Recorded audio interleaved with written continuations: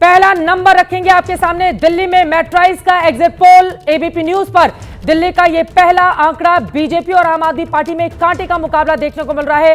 कांटे के मुकाबले में भारतीय जनता पार्टी मामूली बढ़त के साथ वोट प्रतिशत देखिए 46% और आपको 44% और बीजेपी 35 से 40 सीट मिलती हुई दिखाई दे रही है। आम आदमी पार्टी को 32 से 37 सीट देखने को मिल रही है, यानी कि मामूली बढ़त जरूर है। लेकिन अगर मेट्राइज के इस एग्जिट पोल को देखें तो फिर बीजेपी इसके हिसाब से सरकार बना सकती है, क्योंकि यहां पर 30 से 36 सीटें चाहिए सरकार बनाने के लिए।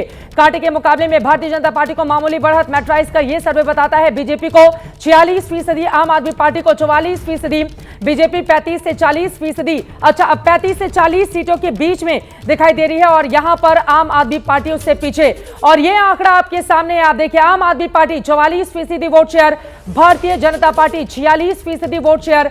कांग्रेस पार्टी का वोट बढ़ के थोड़ा दोगुना जरूर हो रहा है, लेकिन वो कहीं भी इन दोनों पार्टियों के आसपास खड़ी होते हुए नजर नहीं आ रही है। आपको बताते चले कि 2020 के विधानसभा चुनाव में 54% वोट शेयर के साथ 62 सीटें हासिल की थी आम आदमी पार्टी ने। 39 सीटें भारतीय जनता पार्टी को मिली थी, 8 सीटें उसे मिली थी। लेकिन इस बार जो एग्जिट पोल आपको दिखा रहे हैं 70 सीटों का मेट्राइज का ये एग्जिट पोल है। आम आदमी पार्टी 32 से 37, बीजेपी 35 से 40 और कांग्रेस पार्टी का हो सकता है खाता यहां पर खुल जाए। ये बड़ी जानकारी, बड़ी खबर, मेट्राइज का ये एग्जिट पोल इस वक्त आपको दिखा रहे हैं। अगर ऐसा होता है, अगर ये एग्जिट पोल एग्जैक्ट पोल में तब्दील होता है तो फिर 26 सालों का सूखा भारतीय जनता पार्टी के लिए खत्म हो सकता है। ऐसे में वो कौन कौन से मुद्दे रहे जिससे बीजेपी के लिए, आप देखिए इनका चेहरा खिल उठा है। के शर्मा जी का मुस्कुरा रहे हैं, थोड़ा ही आगे हैं, थोड़ा ही आगे हैं। मैं आपको बताता हूं उसका रीजन थोड़ा ही आगे करना। दिवांग जी और तमाम पत्रकार भी मेरे साथ बैठे हैं, शायद इस बात पर सहमत हो।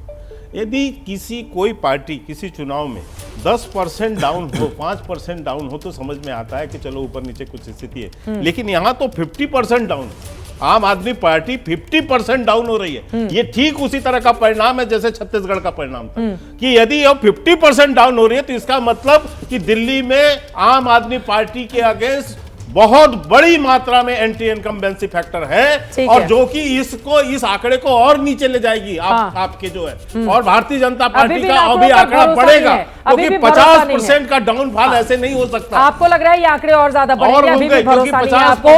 6 चुनाव लगातार भारतीय जनता पार्टी समझ में हारी है। 1993 से 98 में आपकी सरकार रही, उसके बाद से कोई भी चुनाव आप जीत नहीं पाए हैं। 13 में आप सबसे बड़ी पार्टी बने थे, लेकिन आपको बहुमत नहीं मिला था। लेकिन अगर मेट्राइज का ये एग्जिट पोल, लोकसभा जीता है, लोकसभा जीता है, अरे विधानसभा की बात हो रही है, विधानसभा की बात हो रही है, विधानसभा की बात हो रही है। इसलिए मैंने कहा दिल्ली में हम लगातार 700 सीट जीते, 0 सीट पे आए। ठीक है, घनेंद्र भारद्वाज जी, अब भारतीय जनता पार्टी ने बाजी मार ली, कम से कम अभी तक का ये एग्जिट पोल यही इशारा कर रहा है। चित्रा जी, हमें तो हर बार एग्जिट पोल हटाते, 13 में हराया, 15 में हराया, 20 में हराया, पंजाब हराया, सब हराया।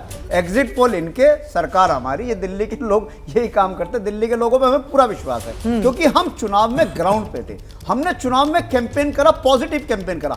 हम जिस गली में गए, जिस मोहल्ले में गए, जहां गए, लोगों ने हमें कहा कि दिल्ली की अरविंद केजरीवाल की सरकार हमें फिर चाहिए, चौथी बार हमें फिर सरकार चाहिए। दिल्ली के लोगों ने गुंडागर्दी और गाली गलौज वाली पार्टी को रिजेक्ट करके काम। अभी तो आंकड़ों पर बात कर लेते हैं, अभी आंकड़ों पर बात कर लेते हैं।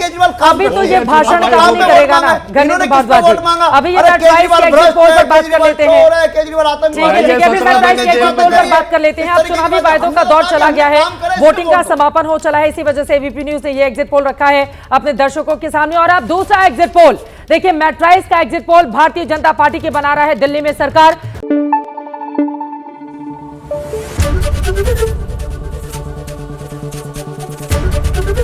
एबीपी न्यूज आपको रखे आगे।